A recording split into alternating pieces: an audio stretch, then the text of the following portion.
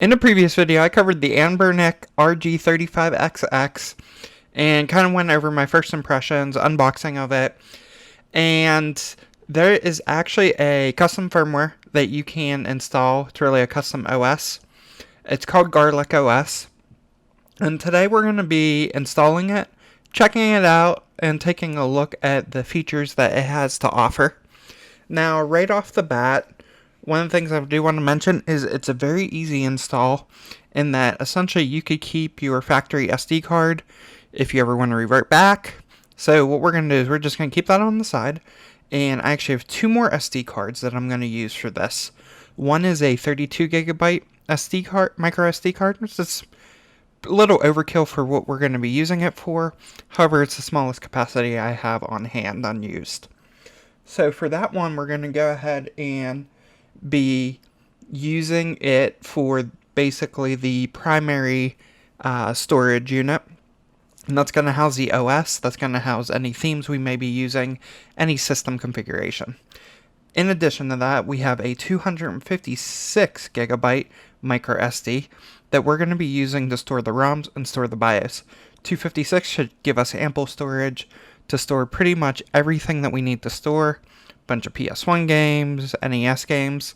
So in addition to being able to have access to a couple other features, it is also going to allow us to run full RetroArch. So we're going to be able to see how many games we can actually run on this. It's going to give us, access to upwards of 55 systems as opposed to the few systems that come on at factory. So if you want to learn more about Garlic OS, you can head on over to Black Seraph's Patreon page. He's the one who actually builds and maintains this OS image. And he's provided it free of charge. You don't have to, provide any type of paid membership to his Patreon. However, if you do like the product, I do recommend trying to support him if you can. Mainly because without this, without that support, we wouldn't be getting continued updates on this. If you scroll through the changelog, you're going to see there are very frequent updates to this, to the tune of every couple weeks generally, with the latest being version 1.4.9, which was released on April 30th. Today, as of the recording of this video, it is May 9th. And we're just going to scroll all the way down to the bottom.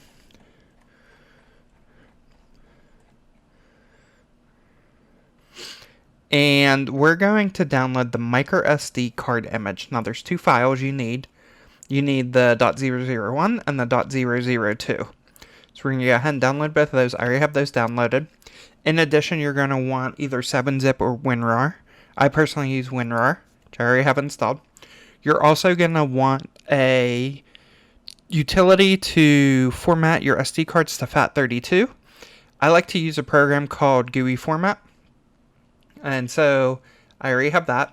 And then in addition, we're also going to be running a partition wizard, which is actually called, Minitool Partition Wizard. And that is freeware. You can go ahead and download the free version and install it. Make sure you have all of those before you begin. First thing we're going to do is I already have the 256 gig SD in here. I'm going to go ahead and format it to FAT32. And so here you can see it's 250. Right now it's EXFAT. And we're going to format the FAT32. And I'm just going to call this, I guess we'll just call it ROMs. That's fine. Go ahead and say start. Alright, we have that drive formatted. And at this point, I'm going to go ahead and remove that out of my system because I don't really need to work with it anymore. For now at least. And we're going to put the 32 gig in. Now that we got the 32 gig plugged in, we're going to go ahead and extract the zip file that we had downloaded from the Patreon. We're just going to extract that to a new folder. And that'll automatically extract both the .001 and the .002. And then we're going to fire up Balena Etcher. and we're going to do flash from file. We're going to navigate to that extracted folder, and you should see garlic.img. Go ahead and select that, and then you're going to do select target and select your micro SD card that you want to flash the operating system onto. So for me, here you can see I've got the 32 gig. I'm just going to select that. We're going to say flash. And then just give it a few minutes, and this will flash and verify the micro SD card. Once the flash is done, we can go ahead and close Boolean Etcher, and I'm actually going to remove the micro SD card and plug it back in. This should prompt Windows to auto mount all of the partitions that were created on it. And there we go, and we can see we have F, G, H, and I. Now I is going to kind of be our data partition, and F is going to be where the operating system is stored. And what we want to do is we want to expand I. So to do that, we're going to go ahead and open our partition manager, mini tool partition wizard. And if we take a look here, we can see 25 gigabytes is unallocated. So we're going to go ahead and right click on our I drive here, and then we're going to select extend, and then it's gonna ask us where we want to take the space from. We just want to go ahead and drag this all the way to the right, and then hit OK. And once the little arrow thing's done here, go ahead and hit apply. Hit yes. It's gonna resize that partition. Once that's done, we're just going to go ahead and hit OK. And we can actually close out of that now. If we come over here, we can see our iDrive is now 28 gigabytes. Next, we're going to go ahead and plug our 256 gigabyte card in, which we just did. And so that is our J drive now. So I'm going to go to the iDrive, which is the smaller 28 gig. And I'm actually going to select both the BIOS and the ROMs folders. I'm going to do a Control X to cut these. And I'm going to paste them onto the 256 gigabyte card. Now our folder structure is pretty much set up. If we go into ROMs, here we can see all of the systems that this should support. And you can see a massive list of systems here. And now what we're going to do is, in order to test this, we're going to go ahead and grab some ROMs and paste them on here. And I like to use the actual ROM files, which would be like the .gb, .gbc, .nes, instead of the zip files. It makes it easier. The hardware doesn't have to, extract it and load it on the fly.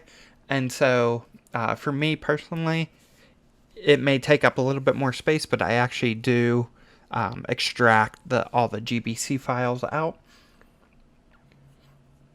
Alright, so at this point, we actually loaded up just one Game Boy game, which was Pokemon Yellow, and we loaded up one Game Boy Color game, being the Pokemon Trading Card game.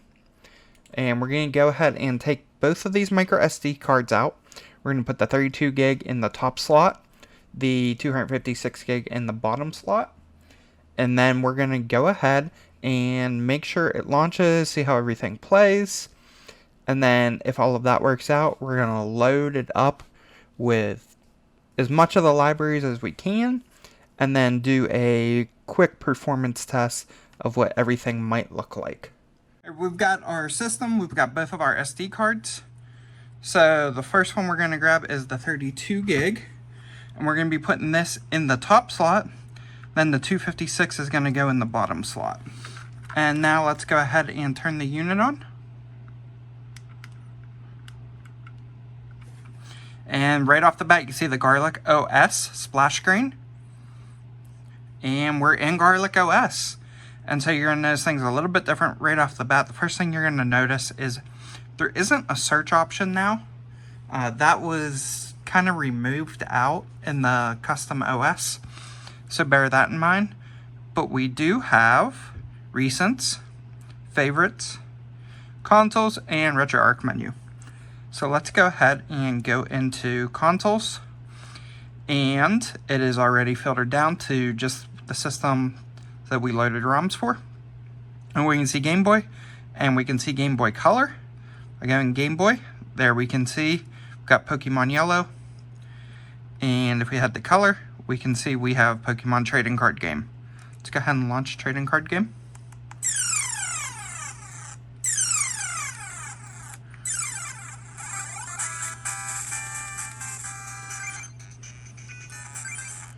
And right off the bat, everything looks good. If we go menu,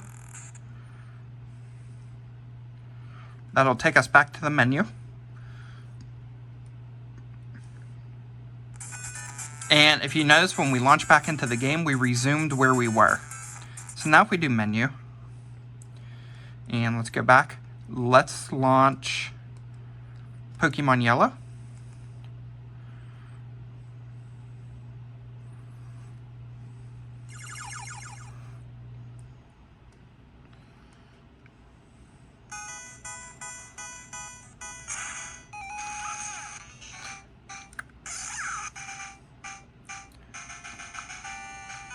And let's just do new game here. I'm not going to go too far in. Let's just stop there. If we hit menu, we've gone back. Now if we launch Trading Card Game, Trading Card Game resumes where it was. Excellent. And now if we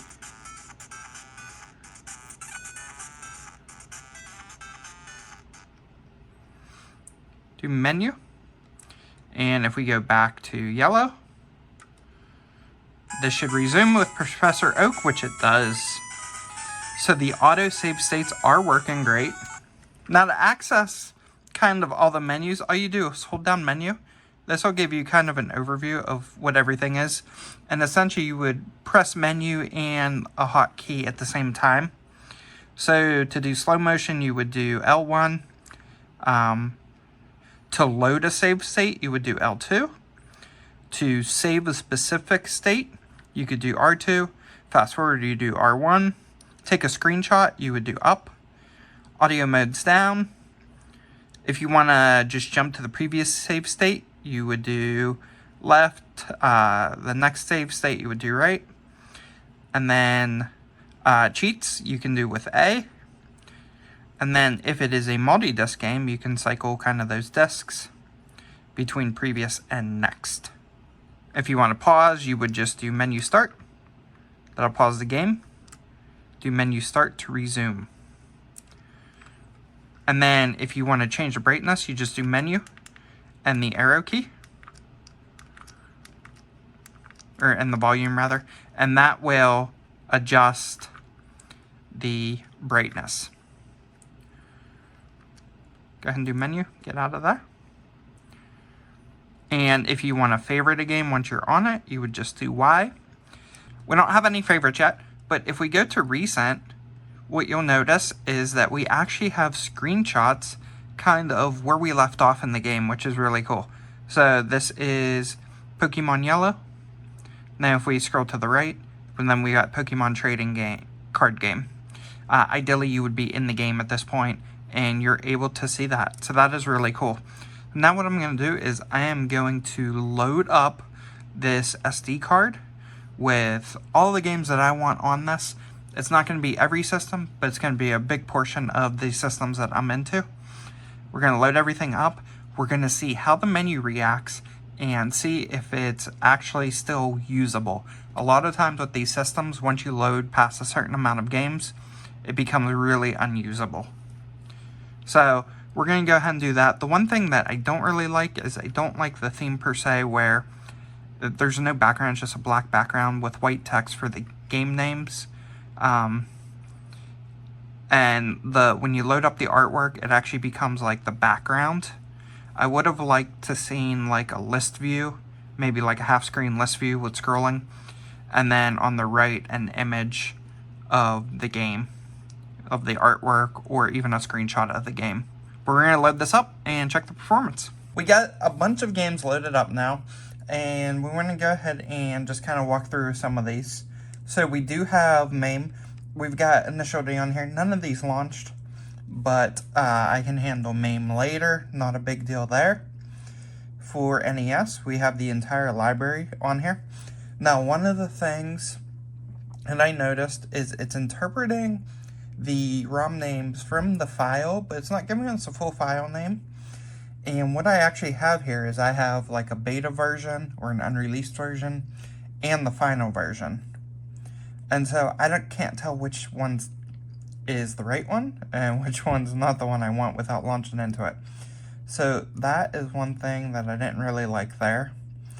And it becomes an issue with things like this, right? So if you have multiple ROMs that are essentially the same game, but maybe it's a ROM hack or maybe it's something like that, it's going to be very hard to tell the difference unless the actual ROM names embedded are different. Now, if we hop on over to PS1, we can see same thing with Crash Bandicoot, but this is actually one game, and there's a bin and there's a queue. I can't tell which one is the bin and which one is the queue. One of the things with this is it's really designed for CHD files and not necessarily bin queue. However, everything I have is pretty much bin queue for images for CD-based games. So either I need to acquire all the CHD files and put them on here, or I need to basically move these files into a subfolder and then create an M3U file at the root with the appropriate name and link to the bin file, which for me, that is a lot of work to do. So I'm kind of up in the air on that. One of the things I liked about the native OS is everything was already in subfolders with the bin files.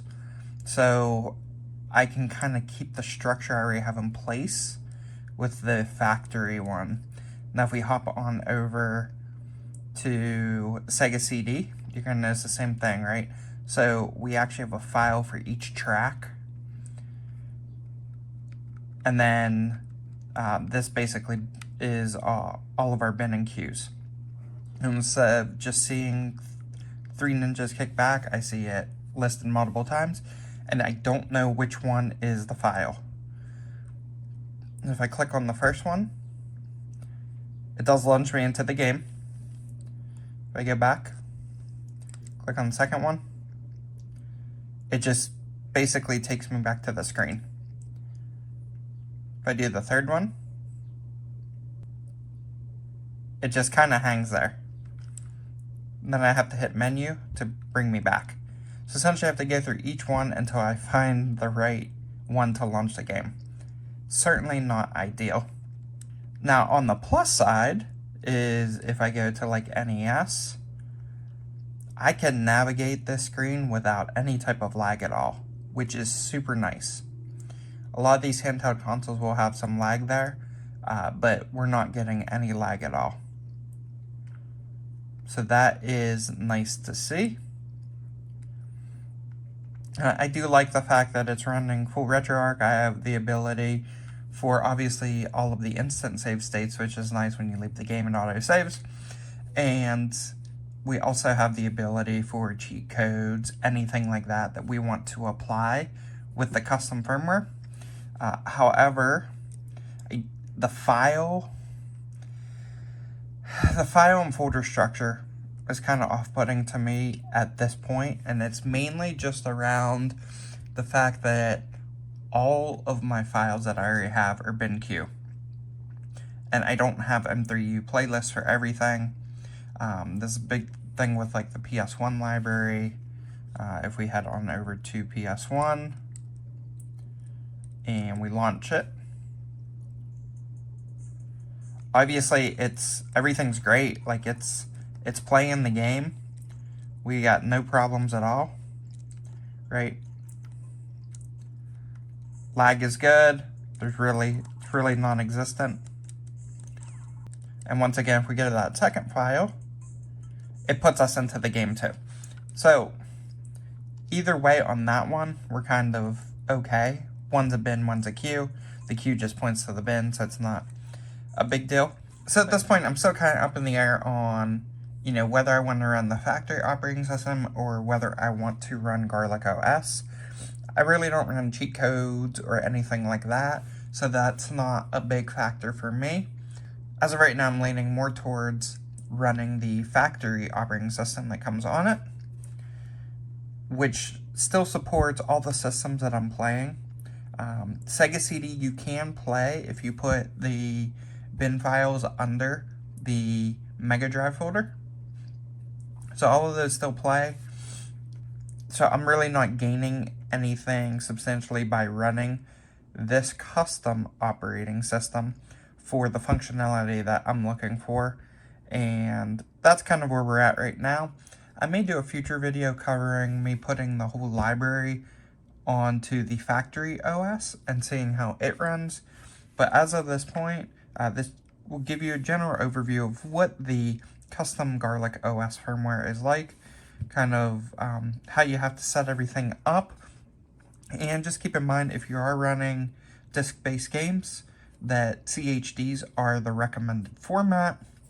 And anything beyond that, if you're trying to run bin files, you can, but you'll probably want to strip out the queues and just run the bins. If it is a multi-disc game, you're still gonna have to do like an M3U file to load up all of the discs.